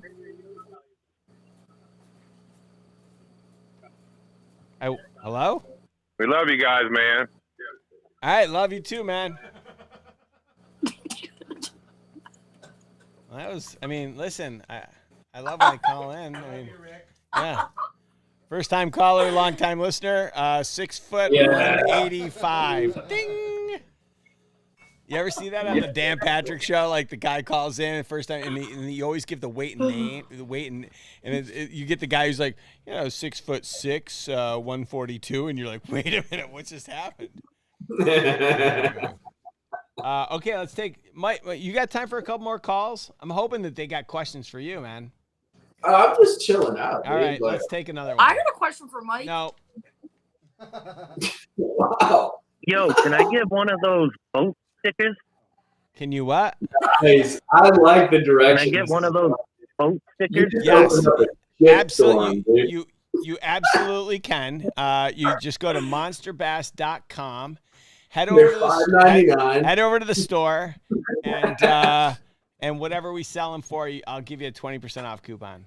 You can use I like his energy. promo code MAX20. Let's take another that's a call. code? No, Max. Hello? Caller, turn down your volume. Turning it down. All right. Go ahead. Hello? Hey, what's up? Not much. Oh, yeah. My old man absolutely loves you guys. Wait, you love Max? He loves watching both you guys. Who Or does? really all three of you guys. He used to make me watch it. His name's Ray. We're from Ohio. Okay. He wants you guys to come up here and go fishing and take him fishing sometime. Well, okay, my question is this. Like, I'm not a big fan of you know, Holiday Inn. So where am I going to stay in when I go to Ohio? I need. Do you have we definitely have a lot more than Holiday Inn. We got some nice stuff over here. Oh, so, Ohio's definitely up and coming. Wait a minute, I can't stay with you guys? Especially when it comes to the Great Lakes. I mean, if you want. Yeah, why not, right? Like, I mean. Yeah, Rick wants to stay with you. I want to stay. Listen, here's the deal. Unless Rafi wraps a motorhome that I can drive around the country, I want to just drive around and just stay at random people's houses and like yell, "Mom, where's the meatloaf?" and like just like fish and. Dude, I actually make killer meatloaf. Honestly. You do? I make some really good meatloaf. I do. Help me out here for a second. So, no, there goes the dog. I'm always fascinated by meatloaf. Like, isn't it just a baked hamburger? Yes. I mean, pretty much. So. I mean, you can mold it around a hook and use it as bait if you want. I guess you can always try that. I'm sure the carp would go after it. Yeah. If that's what you guys fish for, because that bass fishing is getting a little bit old. Fair enough. Hey, caller. Fair enough. She's funny. Let's take Caller. this other guy. Go ahead, caller. Hey, Rick, it's Gramps. How we doing today? Oh, fishing with Gramps. We are, it's like royalty right now. What's going on? I have a couple questions, a couple for you, and the first for Mikey. Mikey, I am obviously an older guy. I changed the format of my YouTube channel last spring when a lot of other people got forced outdoors looking for other activities, and I had a lot of friends of mine who either hadn't been fishing for years, maybe they grew up fishing with their dad or their grandpa, and they remember going fishing, but they didn't know a lot of, you know, the techniques or whatnot, or a lot of brand new anglers, things like that. So I had friends and whatnot asking me, hey, can you do some, you know, videos on how to fish? And that's kind of where I got started. But my question to you is a budding YouTuber, if you will, is how far out do you plan your videos, your topics, your subjects, or do you kind of fish and then whatever kind of works out around it comes out for that? Me personally, I'm a little more organic with it. You know, my primary goal is to go fishing, and if I can learn something or find some kind of narrative or some kind of theme in what I'm understanding when I'm fishing, then I run with it. That's why I fail so much. I'm not going to lie.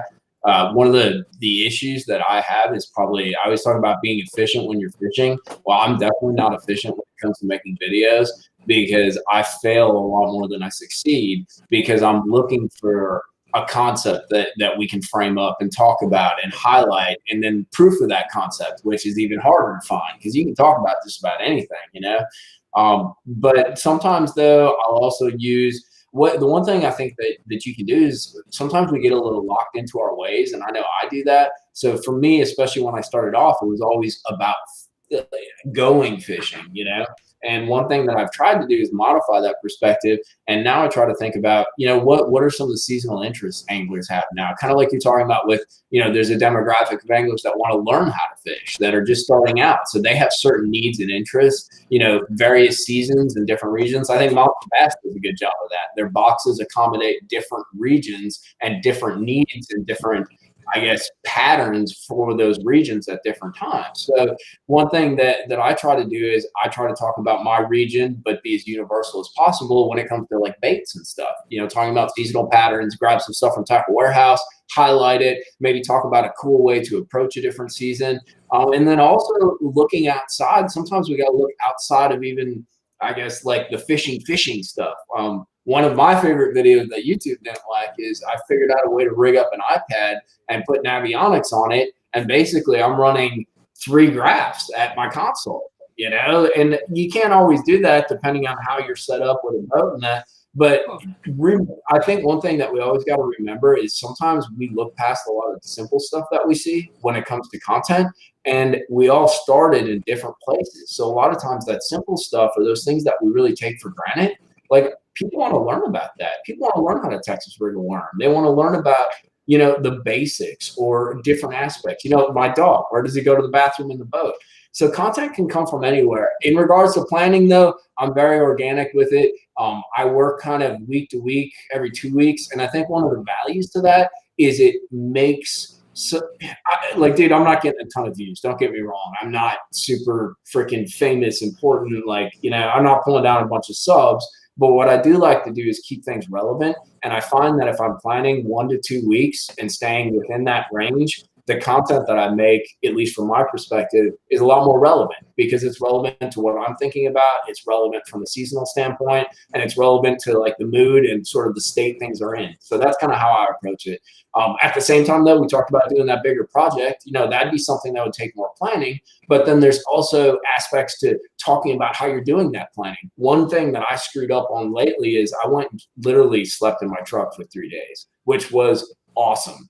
But one thing that I forgot to do is talk about how I slept in my truck, because there's a right way to sleep in your truck and there's a freaking wrong way, dude. So I talked about all the fishing, but I missed the boat on highlighting that. And that would have been some content that I could have done 2 weeks before that trip, So there's a lot of different ways to do it, man. Just stay genuine and do something. As long as you're interested in what you're doing from a content standpoint, I think it's very valuable. The moment you start to lose personal interest in what you're putting out and what you're doing, it gets shitty. That's great advice. Great advice. With the first pick in the NFL draft, the Jacksonville Jaguars select Trevor Lawrence from Clemson. Let's take a next call. Whoa. Hey, Rick. Rick?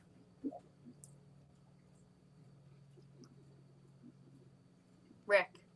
Go ahead, caller.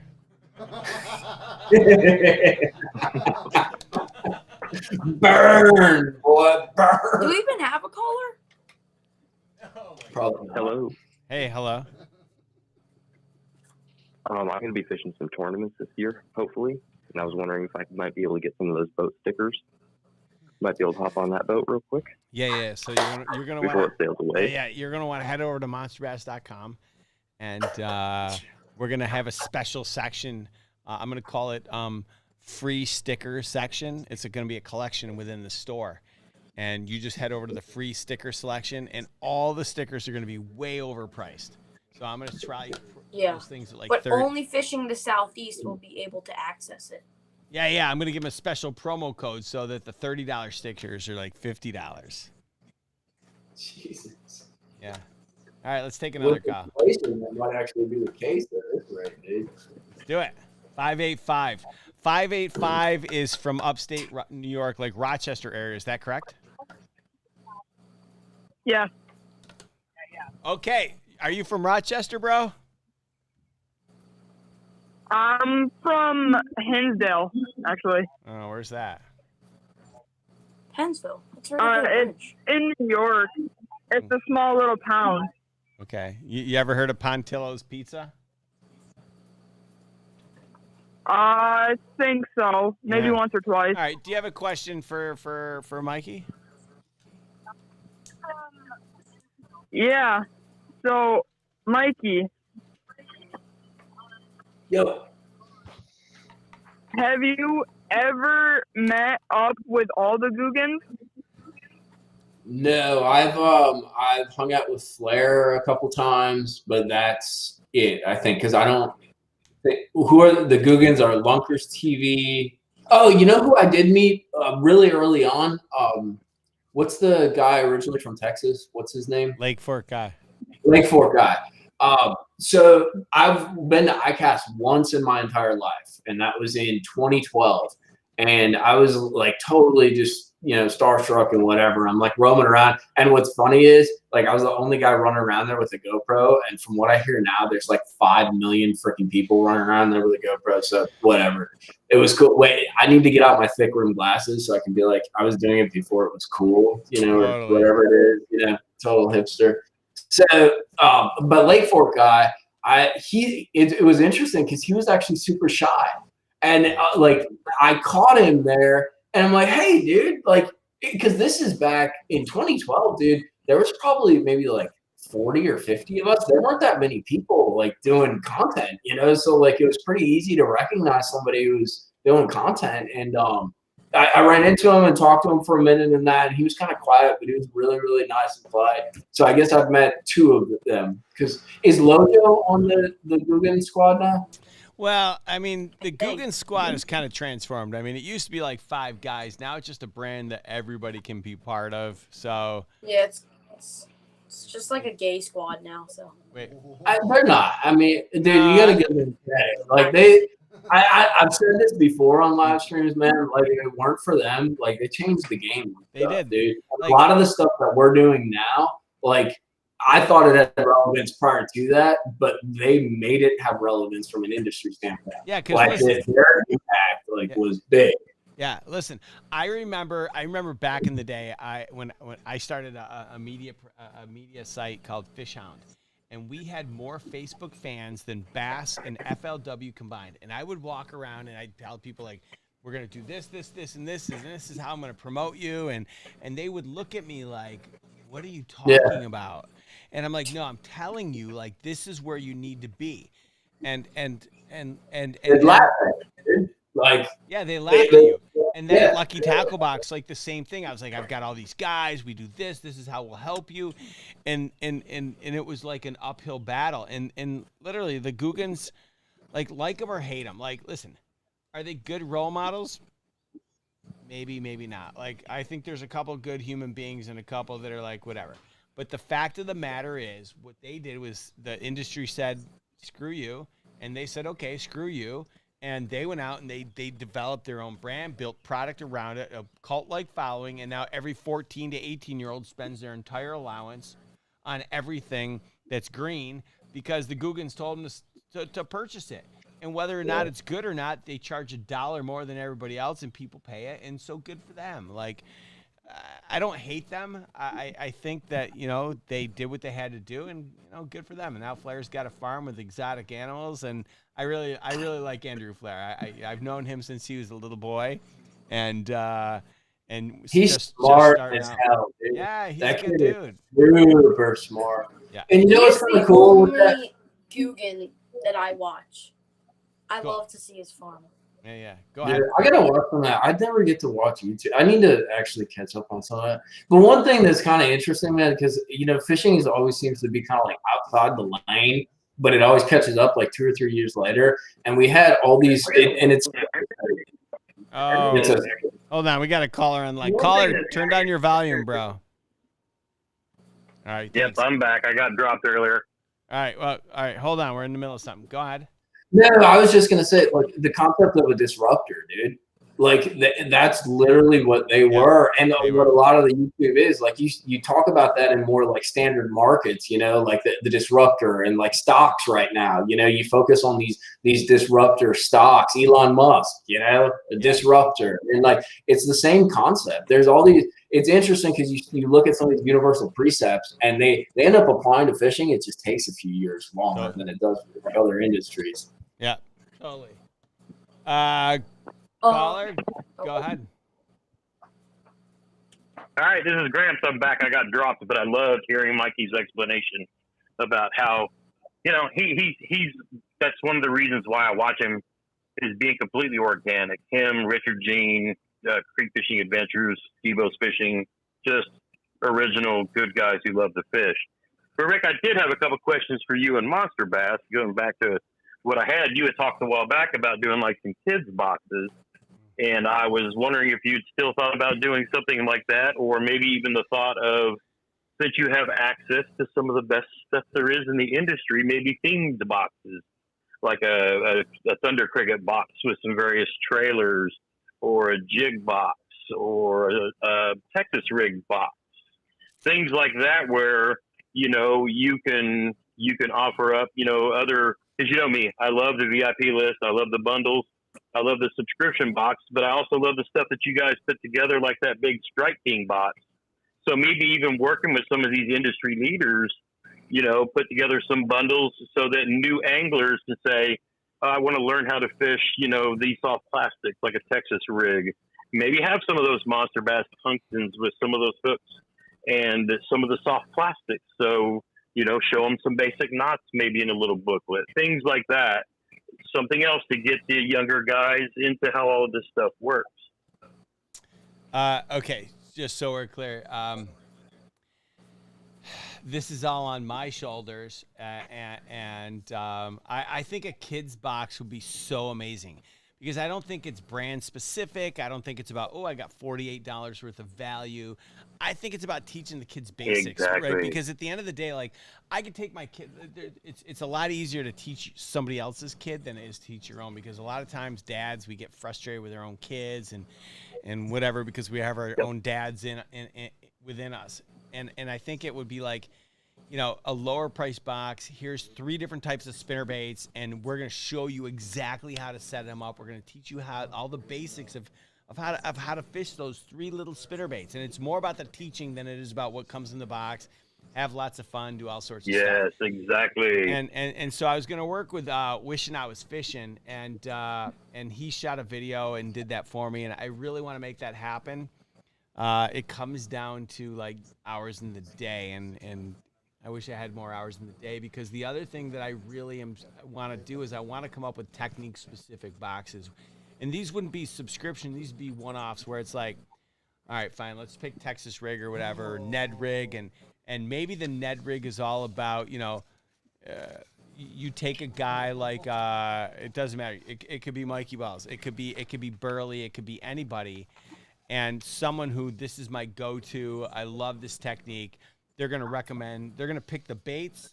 They're going to pick, you know, all the items that go in the box. They're going to film the instructional video, and we're going to sell it for whatever. And then we're going to, you know, we'll do, you know, I'm going to work with the content creator, come up with some sort of revenue share. And then, like, you know, just offer these as one-off boxes, so that if you want to become an expert, you really want to dive in deep on how to fish insert whatever, Ned rig. I've got the solution for you, and 24/7, you can just go and pick Ned rig, Texas rig, Carolina, whatever, crankbaits and such. But again, the challenge is it all falls on me, and I just don't have enough hours in the day. I don't. Yep. And Rick, I will buy a ton of those, because my brother and I are going to be going back up to the VA Domiciliary where he was at for a year, and taking those guys out fishing. And if I can hand them a box of basic baits and a spinning rod, I can put a veteran at a fishing bank and give them something else to think about than the stuff they've been going through for the last several years. Because my brother and I are both disabled veterans. We both want to give back to our community up there to help the guys that are going through treatment and therapy. Our guys here in Indianapolis, the VA Domiciliary is right next to a state park.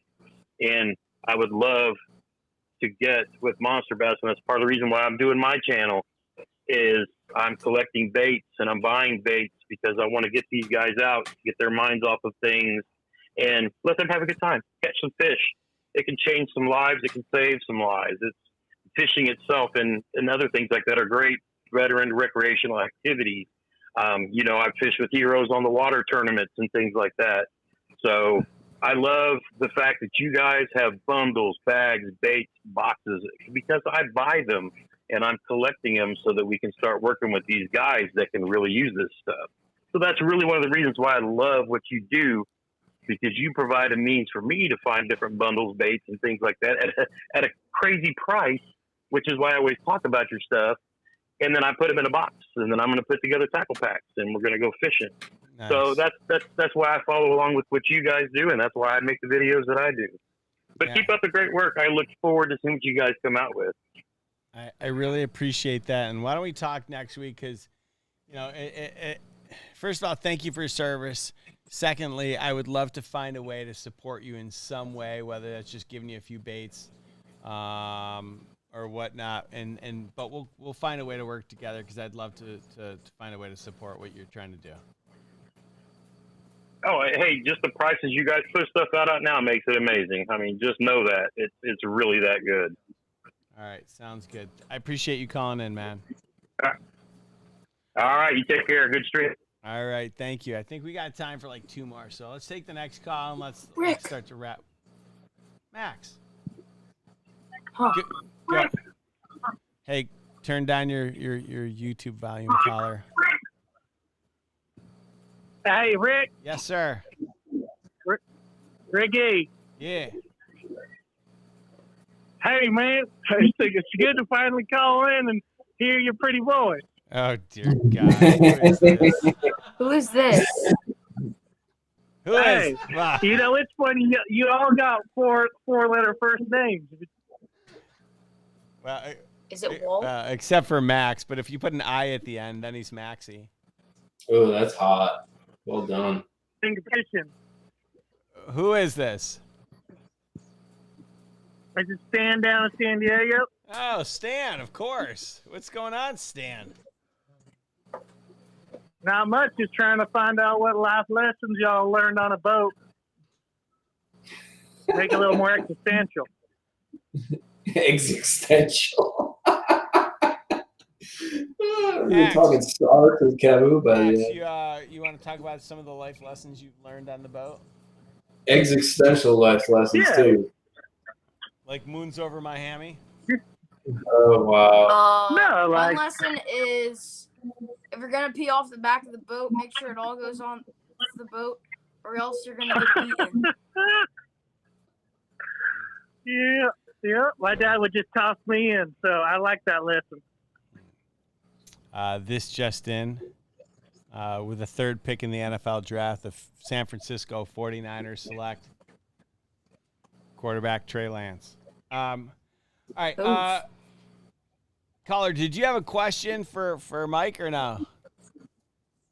Yeah, what's a good lesson he learned? Oh.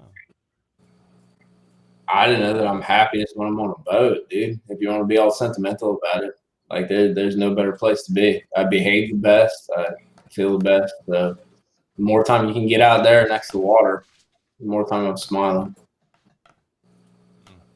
Caller, that's awesome. I appreciate it. Yeah, caller, I got a question for you. Yes, sir. Do you mind if we unpack something right here live on the air? Holy shit. This is gonna be good. Sure.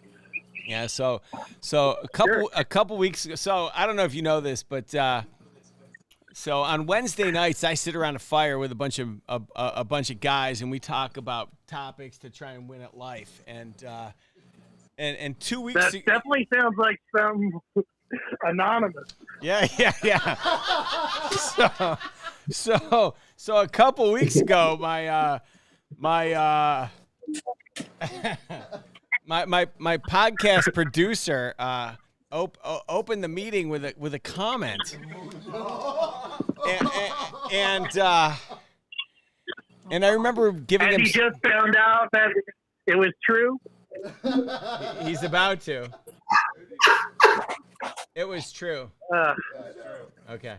Oh, I'm just guessing here, so I just figured it was true. Okay. All right. Well, thank you, Sean Crampton, for calling in and making tonight's show very. I thought his name was Stan. Oh, I love you guys. You guys are doing a great job. Your show is really clean. You guys are doing great. Thank you. Thank you, bro. All right. Well, that was Sean Crampton. I don't think we have any more. Oh, we have one more or no? All right. What do you say we wrap it up? I No, wait, Rick. What, Max? Remember I told you I wanted to pick a giveaway winner? Yeah, remember I said I wanted you to pick either Mike or myself to win? That's not fair, though. Do you want to unpack this and we can go through it? I want to pick the winner. All right, go ahead. On this live Once again, the New York Jets screwed up their entire draft. Go ahead. All right, everybody. Go ahead, Max. What do you want to do? I have everyone who entered. No one can see that, Max. There you go. Right here. Okay, it's a wheel, and I'm gonna show you the spin so you know it's not cheating. All right, I'm gonna. How do I spin it? Oh, there we go. You guys can watch. Totally cheating. I can't even see it. Yeah, nobody can see that, Max. Okay. Who's that? It's not even spinning, Max. Just so you know. It says fishing with Rick. Oh no, it's fishing Take with T-Rex. I remember that name. Fishing with T-Rex. All right, bye, Max. If you're watching. Max. Max, I know this is really confusing, dude. You got to stop. First of all, Max, I want to say thank you. I know it's wait, can you bring Max back for a second? Dear God. His parents are never going to let him back on the show. Max, I just want to say thank you. I know it's 8:46 and just about past your bedtime. I'm sorry we've been keeping you up. I just want to say that you've made tremendous strides since we first met. I'd like to think that I've been a positive influence in your life. I know that you no longer lay in your bed and stare at a Carson Wentz poster above you. And I burned that poster months ago. That's good. That's good. What do you got up there? Show me the ceiling again. All I got up is a flag now. All right, that's proper. That's my Xbox. Bro, what's that? What's in that tank over there? No, in the tank. That one? Yeah. That's Larry. Yeah, of course. I know. Larry the lizard. Who's Larry? Larry the lobster. You want me to go grab him? Dude, lobster, can you go boil some water? No, Larry is my friend. Oh, how do you know that? Does he tell you that? Yeah, he whispers it in my ear every night. Oh, dear God. I'm sick. All right, Max. It's been great seeing you. Thank you so much. Max, Bye-bye. You want to See you tell next everybody week, about Max? You everybody. want to tell everybody about your channel and where they can watch your next video? Oh, yeah. So I've been uploading one video a week, guys. I have one coming up tomorrow about fishing, bass on beds. You guys can go subscribe to me. It's the same username as my Instagram username right down below somewhere here. And, yeah, I have a video coming up tomorrow. And, yeah, I'll see you guys later. I'm going to go to bed now because I'm really sleepy. So, bye, everyone. Bye, Max. Thank you. We appreciate it, Max. Oh, Max. I tell you what, we have a good time with Max. We really love him, and he gives us a little kid perspective on things. And so he's Max is a little kid, man. Yeah, a little bit of color commentary, you know? Totally. He's actually like the most polite little kid on the planet. I'm still in shock sometimes that his parents let us on the show, but like we try to keep him as safe as possible. As safe as possible. But it's not my fault that his parents put strip club lighting in the bedroom. Yeah, that's on them, dude. So anyway, well, listen, man, I really appreciate you you jumping on and spending a little longer than I think we anticipated. I enjoyed it. It was a shit show, dude. Yeah. It was awesome. Totally. Like, it was quite enjoyable. I'd like to do it again if you have the opportunity. Yeah, we'd love to have you on again. Thanks a lot, and I wish you the best of luck with your channel and all your endeavors. And I'll reach out to you offline, and we can talk about some of the things that we've got going on. And maybe it's a good fit, maybe it's not. Yeah, dude, we'll chat. But I'll be sporting that dead sweater, dude, that Monster Bass dead sweater when I go. So you'll see it in some of the videos. But yeah, make sure anybody that's watching, dude, if you guys want to support Real Fishing, hit that button down there and check out Mikey Balls Fishing on YouTube. A little selfless plug. But thanks, Rick. I appreciate it, dude, and I look forward to doing it again. Yeah, thank you. Appreciate you. Have a great night. Later, dude. All right, peace. Dude, that was so good. That was so good. That was one of my favorite. What? Do I want to be done? No, I want to talk. That was one of my favorite interviews ever because he's like so real. I love that. I've got 4 minutes to take another call. So if somebody's got a call, great. If not, so be it. I just want to, some of my favorite comments from tonight. Ashley Higgins was conceived at a Scorpions concert. How I know that? Clearly, I've just been paying attention to everything in the chat. But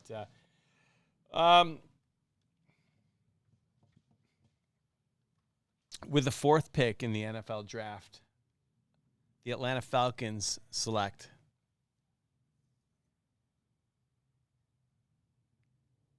Keith Pitts, tight end from Florida. That's a hell of a. That's the next Tony Gonzalez right there. That guy's money in the bank. Okay, well, I don't know about you guys, but I had a really good time. I think that we should do this again sometime. Maybe next Thursday. What do you say? Thank you guys for tuning in. Really appreciate your support. If you're still watching, smash that subscribe button. It means a lot to me. I love chatting with you guys on the hotline. Love hearing what you have to say. And so until next week, thank you, Ashley Higgins. I appreciate that comment. We're doing the best we can. Love you guys. Appreciate you guys. We'll talk to you soon.